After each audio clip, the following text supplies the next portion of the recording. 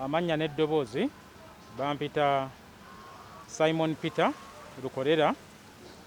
nga nze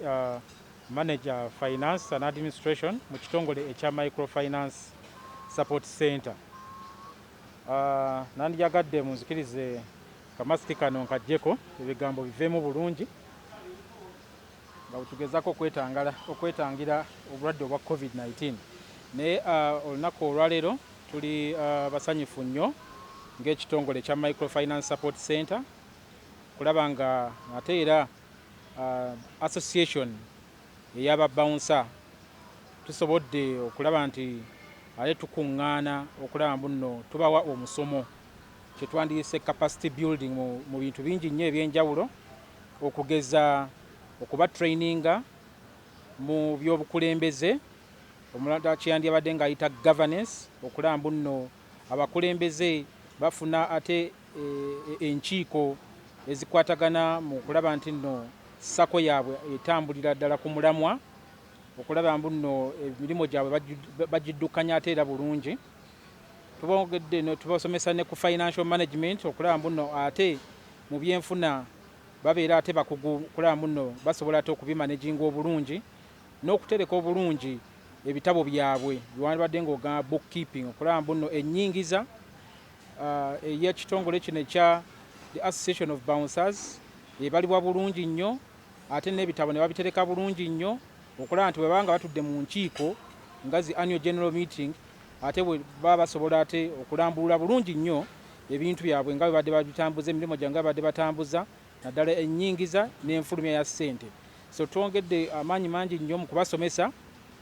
mu ttuluba eryo era ne twongerera ddala okulaba nti nno tubawa framework nga sako bweyina okuba nga efoomingibwa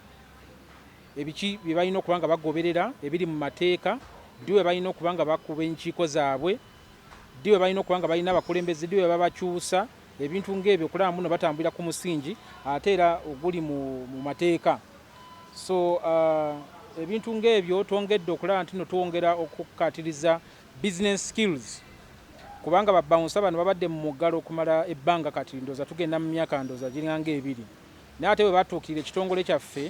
weewaawo ne baagala ate okulaba muno ekitongole ekya microfinance support center kiveeyo okulaba muno ate tubongera mu skills eza businesses nnyingi nnyo ez'enjawulo okugeza abamu baagala okugenda mu washing bay aba baagala okukola zi restaurant aba baagala okukola chapatis ez'okumudaala kwegamba babawunsa baleme kubeera nga basigala ku kintu kimu kyokka ekyokusitula ebyuma n'okugenda mu zi clubs zino okukuuma abantu ezibadde ku muggalo ebbanga eddene. So weewaawo kulaba mbuno tubakuŋŋaanya ate netubanga tuba skills ez'endala okulaba muno mulimu businesses endala ez'enjawulo babawunsa ze basobola okuba nga bakwasaganya okulaba mbu nabo batumbula enfuna yaabwe. Of course ng'ekitongole ekya microfinance kitukatikako okulaba mbuno twongera okunyweza obumanyirivu obwa abantu abajja mu bibiina eby'obwegassi nga bonoolaba SACCOs zino microfinance institutions groups zonna ez'enjawulo ezijja nga zizze nga zeegasse wamu bulungi okulaba muno ate tubawa ag'amagezi ag'okusigala nga basobola okutambuza obulungi emirimu gyabwe. So n'olwekyo tuba nga tumaze okutraininga obulungi abantu nga bano ate tuba n'essuubi nti mu maaso eyo ate era basobola okutuukirira ekitongole ate bwewaawo ne beewola ku ssente ensaamusa microfinance support center zeyina which we call affordable finance. So tusuubira nti no omusomo guno gwe tuyina ate gujja kubafuula bawanguzi mu bintu byabwe balina era nga tusaba nti nno association zonna eziri eyo ba SACCOs zonna ziyigira ate ku bano engeri gye bagezezaako okulaba muno beekuŋŋaanya ate ne batwala ne effort oba obuvunaanyizibwa okulaba muno bongera okuyiga tekukoma era abantu bangi nnyo abazze wano aba association ya Bouncers Association twagala okwebaza president waabwe Mwami Wumaru abakulembeddemu ne executive committee yonna ate era ne tweyongera n'okwebaza omukulu executive director ate tuwa omukisa okulaba muno tujja ne tusomesa abantu bano n'ebintu ebirungi byonna bye bayize. Tugenda kubeera omusomo n'ennaku nga 2 size ennaku ennyingi ennyo n'ate tukkiriza nti nno mu nnaku zino 2 zina nga ziwedde tebajja kusigala nga kyekimu. Mwebale nnyo. Mandate y'ekitongole kyaffe tukola omuntu kyeyandibadde ng'ayita capacity building nti ebibiina bino eby'obwegassi abantu bonna ababanga baagadde emisomo nga gino batuukirira ekitongole ekya Microfinance Support Center naddala SACCOs abantu nga bafoominze mu SACCO okulaba mbu nno ate era tujja ne tubayigiriza ne tubayitira mu framework yonna eya SACCO formation. Tuyina department namba gye tuyita institutional development capacity. Department etwala obuvunaanyizibwa okulaba muno ate twongera amaanyi mu zi SACCOs zino mu governance mu trainings byonna byonna tubikolera ddala wamu. So tukubiriza abo bonna abandi badde nga beetaaga trainings eziri oba okuyigirizibwa okusomesebwa okwengeri ng'eno okulaba muno batuukirira ekitongole kya Microfinance Support Center. Kwabyo ebyo ebimu lwaki ekitongole kya gavumenti kino kya creatingidwa okulaba muno tutuukirira abantu abo ate era tubasomesa. So ekitongole kyaffe kiri e Nakasero era tulina n'amatabi amalala 17 okwetoloola Uganda yonna. So tusaba nti nno wonna abo bonna baba baagadde okulaba muno ate batuukirwako oba ne bafuna emisomo gino batutuukirire kubanga tujja kubeera basanyufu nnyo okulaba muno ate tutumbula ebyokuyiga bingi nnyo nga tuyita mu kitongole kyaffe kya Microfinance Support Center nga ate tukwatira wamu ne department oba ekitongole munda mu institution kye bayita institutional development. Tuli mu musomo ogwatuweereddwa aba Microfinance Support Center era nga tuli mu lugendo lw'okulaba nga tukyusa obulamu bwaffe nga ffe bawunsazi. Tuzze tutegeragana nabo kuba batukwasibwa okuva ew'omukulu Jerusalem Sale olw'okuba nga tuzze tumukubira emiranga kubanga mukimanyi bulungi bannaaye nti ffe bawunsazi emirimu gyaffe twali tukola ku mabaala mu bivulu mu entertainment wonna. Naye lockdown eno bwe yali etandika nga tujjiddwa nawookera w'endwadde eya COVID-19 ffe twasookerwa ddala okugalwa era emirimu gyaffe gye giri mu lusuubo n'okuba nga tegigenda kudda. So omukulu twagezaako nnyo okumwetayirira okulaba nga tudduukirirwa naye n'asalawo n'atusindika n'atukwasa aba Microfinance Support Center okulaba nga batukolerayo puroguramu y'okuba nga tutandikawo obulimu obutonotono mwe tusobola okufuna obusente obusobola okubeesawo amaka gaffe n'okuba nga tutambula mpaka oba nawookera ono bwali ggwerako. So Microfinance twagala okugyebaza ti ensonga yaffe eyo bwe twagituusaayo era omukulu bwe yagibawa tebagisuula mu kasero wabula bagikwata na bwegendereza era ne bagikwata n'amaanyi ne tujja nga tutandika puroguramu eyo. Twagala kukola bino tulina mu sessions nnyingi bannaffe ze baagala okukola batugamba tugroupinga emirimu kuba ffenna tetulina ndowooza emu. Babouncers tulina endowooza za njawulo nti mulimu abasobola okutandika bizinesi nga abajja, mulimu abasobola okutandika bizinesi nga akoze restaurant, mulimu asobola okutandika bizinesi ya washing bay, mulimu asobola bwezityo. So categories ezo ne tuba nga tuziyina mu bungi. Okay, kati ninyaawo twalabako olutalo mwali mulina n'omukulu oli ow'ekibiina ekirala omusajja omutini. Nze kennyini nali mbeera mu kibiina kya Tony Sempijja era nga nze omu ku bakulembeze ate bafounder ab'ekibiina kya UBA era nga tetukwatagana na Umaru eyali president wa chairman wa BAU. Naye ebyo byonna byonna tebyatuyamba, ebyo byaliwo ngera ebibiina ebito nga mutandika ng'ensi etandika. So abantu bonna babeerawo development ensi ejja ekula. So twatandikira mu ntalo at this time entalo ne tuzimalawo kubanga mu ntalo twabeerayo ebbanga naye tezina kyezakola kyezatuyamba. So twasalawo ne tutuula ku mmeeza ne tukkaanya tufuuke omuntu atya tusobole okulaakulanya obulamu bwaffe n'obw'Abaganda baffe abatuli emabega.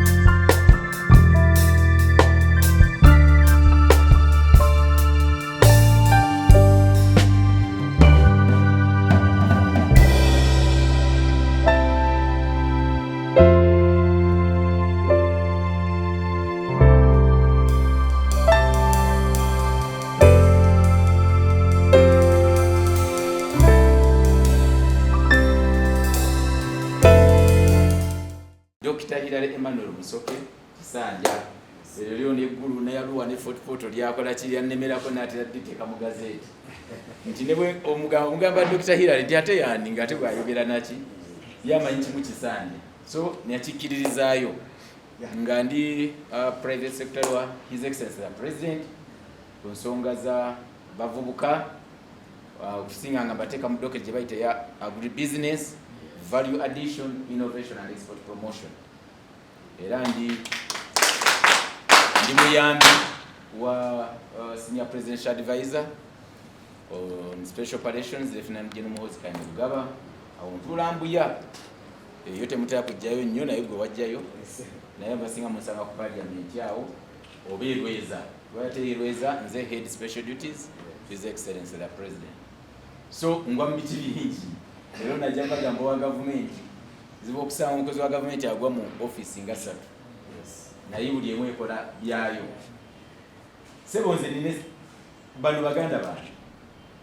nze nine Sanyu yakubuulidde kuva nga nkyasoma nga tutandika omuziki ne Kamiiri nga bwe batuwa security ate awo twali twokya nga tubakuba nga bwe naabo nga temumalaako omuziki gwali gwa ntalo naye olwokuba neetegeera nnyo ne muganda wange oyo tukuze ffenna up to now tukyali ffenna era kyobola nze nali besimani we bw'ogamba Bobi Wine mbadde naye tusomye naye ekittanti batwasanga bebekulu ateeka ekibiina waggulu nga 2 tusomye naye entebe tutulako emu tubadde ffenna nakati era mukwano gwange era bwonsanga naye kyobulaba abali eyo muwulira ne bagamba nti awo yate wapopowa no si wekiba kwanza omulimu ogwampeebwa gwankulaakulana si gwa byaki si gwa byabufuzi era ndowooza bwe nali mbayiga eyo tusamala kubaawulamu nti nabagamba nga ekintu kimu kwegatta nakulaakulana ne bagamba emirimu gy'abakanyama togikola forever olina okugenda n'okikola nga passion olw'okuba gwe wakola omubiri naye ng'olina ate wojja n'oyingiza ssente muki mu nsawo nti abantu yes oba okoze omubiri gweyise sport nga bwe nayagala nze okuyimba oba talenti ekyo watwala naye luli we nabakwatako nga bayita bayaayi buli polisi wekwata mwe beyita nti ababbi buli ensasagero bamubala basookera ku bakanyama nembagala naye mmwe omulimu guno nali America nalabanga ate bo bakiteekamu value addition n'ojjanga omusajja anyirira naye nga naawe nga bwajja okuyimiriramu bwesootinga wekka n'ogamba kati mwaŋŋange n'osanga omukyala mwanyinaze ng'azitowa omukono kilo 5 ng'ali smart sigaba nti kanyama olina kukozesa bikambwe sigaba nti olina kuba bukubi bantu wabula olina kuba nti omulimu gwo oguweeseza ekitiibwa naye njagala bounsi tugiteekemu value addition nga gavumenti kubanga pulezidenti atera kwagala basirikale kumubeerako ayagala nnyo basivilian nebaga njagala tukipange omunaabeera organized nga ni pulezidenti lwabeera ku mikolo mwe mukola ki mwe mubeerawo era ojjukira nabakwasa komandanti wa SFC simayo bamukyayogera naye kanongola n'abalala nibenze nga mbakwasa nembagezesaako mukuleeta pulezidenti mu kibuga nemanya nti entalo ezo zirimu poliisi zirimu abaminisita zirimu abakungu ba KCCA nti kati bwe naleeta pulezidenti balina okuteekawo embeera bakubetiyagaasa abantu then bagambe mulaba pulezidenti yakyadde mu kibuga talina buki nembagamba actually kambawire kino kyama naleeta pulezidenti nga ne director general wa ISO tamanyi nga n'abakungu ba poliisi tebamanyi era bamubango naye ate nga nze ndi mu coordinating na mukama wange nti tulumba kibuga ate n'abantu ne tubaleka nga bakola emirimu gyabwe teri bagamba nti temujja buli omu yakeera ku makya tamanyi pulezidenti ajja mu kibuga naye nga amagye ge ndina beeba nti twalinga 7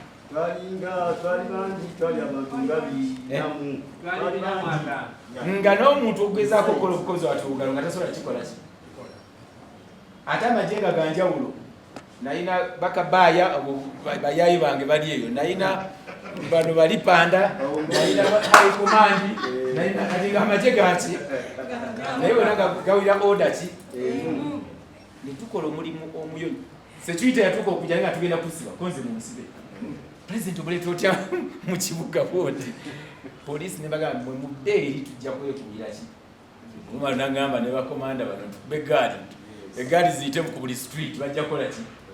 kati abantu nga bewunya president ali mu kibuga naye abasirikale tebatuukirira bantu kati ekyo kyaba abakulu bano babatuuse wano kino kibabwe kye bagamba ngati twekolemu abantu bonna tojja bagamba bakola omulimu nembagamba baganda bange bano bakalyango bawumala muganda wange oyo wetwatambulanga ekiro mwenna abasinga bano nembagamba tukole buli omu akwire passion y'omulimu gwe gwakola ki kubanga model nakijja mu America bano abagenda okulwana Afghanistan mu ntalo eyo kubanga ebibiina byammwe mwalimu abana bali Iraq bwe bakomawo babaskiringa mu skills ez'enjawulo bwomala baskiringa buli omu kyayaga nti nze nalina passion ey'okuba makanika nalina ey'okuba kapenta nalina ey'okuba welder nalina ey'okuba omubumbi nalina okuba nti ndi muvubi nze passion yange yakutunga suuti passion yange ya electronics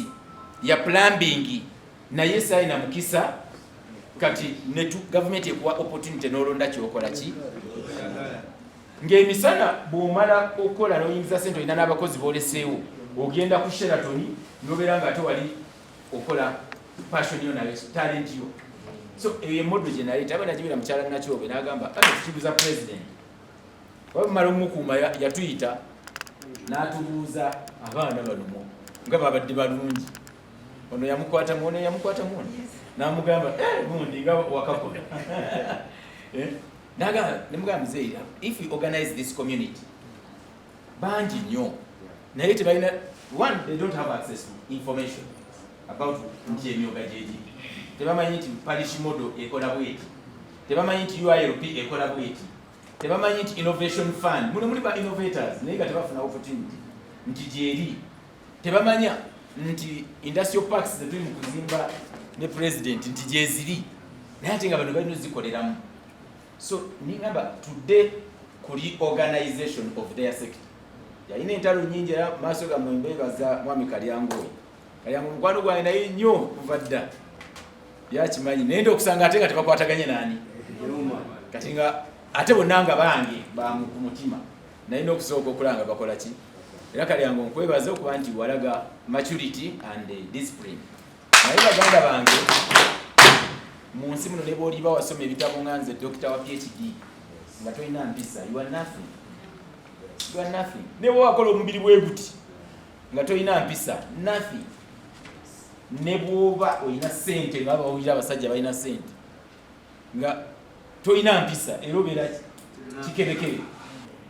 nga ne bw'obeera mu bantu you can argue out points obeera kusimu yawo n'ogugolinga ebintu n'olaba ensi etambula etya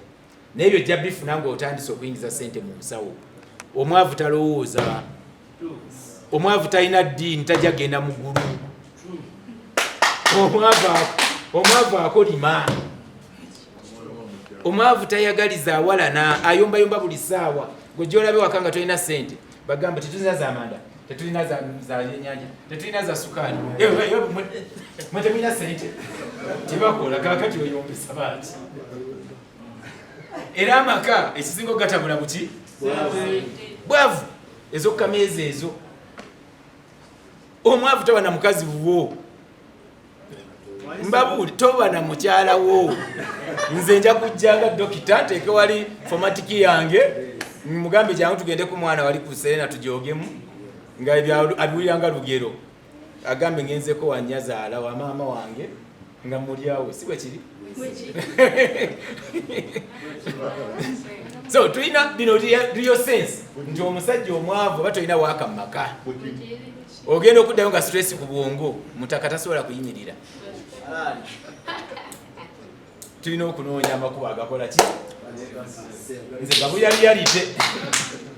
ate ssente bazinoonya mwekutte ku gavumenti nze mbabuulira initiatives nyingi era buli wamu nkyali muyimawo wammwe buli wempulira nti bali wa genocide nti yes naye nti akawunga kavuddeyo nti yes so wadde mukama wange yakyusiddwa era gyo bakoze handover mu office empya gye yagenzeemu naye ffe mu gavumenti nange enkya mujja kukeera nga sikola ki ng'ate ndi mu kifo kirala mulaba kati Nabbanja ye prime minister mwala wa Musinguzi mbadde nkola naye kati ye commissioner revenue Doni mbadde nkola naye kati yali mu Kyakabushenga kati omanye omukulu enkya gy'akola ki naye bwe mpulira nti ettiimu gye natandika ekyagenda mu maaso nze lye ssanyu lyange